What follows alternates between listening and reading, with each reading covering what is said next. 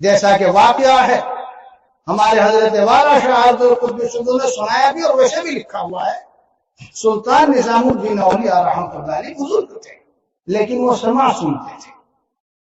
ایک اور بزرگ تھے اس وقت قاضی ضیاء الدین سنامی رحمۃ اللہ علیہ، وہ نکیر کرتے تھے، انہیں اس پر رد کرتے تھے کہ بھئی یہ صحیح نہیں ہے، بدعت ہے، سنت کے خلاف ہے. قاضی ضیاء الدین سنامی رحمہ اللہ کا رحلت کا وقت قریب آیا، انتقال کا وقت، تو سلطان نے یہ حضرات تو مخلص تھے، بے نفس تھے، وہ صحیح سمجھتے تھے.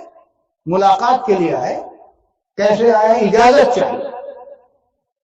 تو قاضی ضیاء الدین صاحب رحمہ اللہ سلطان نظام الدین سے ان کے اس عمل کی وجہ سے منقبض تھے، انہیں تکدر تھا، انقباض تھا، بغض اور نفرت تھی.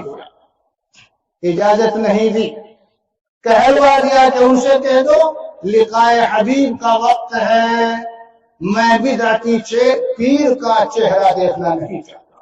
حالانکہ یہاں کچھ نہ کچھ گنجائش تھی مسئلے میں، مگر تھا دونوں طرف اخلاص. اب جواب سنو کیا فرمایا سلطان نظام الدین اولیاء رحمۃ اللہ علیہ نے. اللہ اکبر. میں اللہ اکبر ویسے نہیں کہہ رہا جیسے مداری چندہ کرانے کے لیے زندہ باد زندہ باد، سبحان اللہ سبحان اللہ.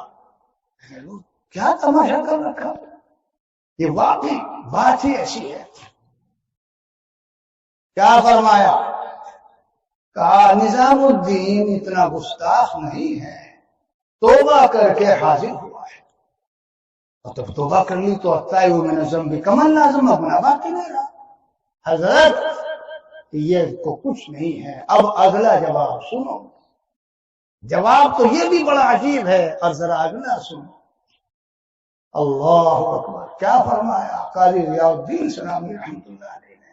اچھا اب یہ میری پگڑی لے جاؤ اور ان کے قدم کے نیچے بچھا دو اور یہ کہو کہ اب اس پر چل کے آئیں. اولئک آبائی فجینی بمثلہم اذا جمعتنا یا جریر المجامع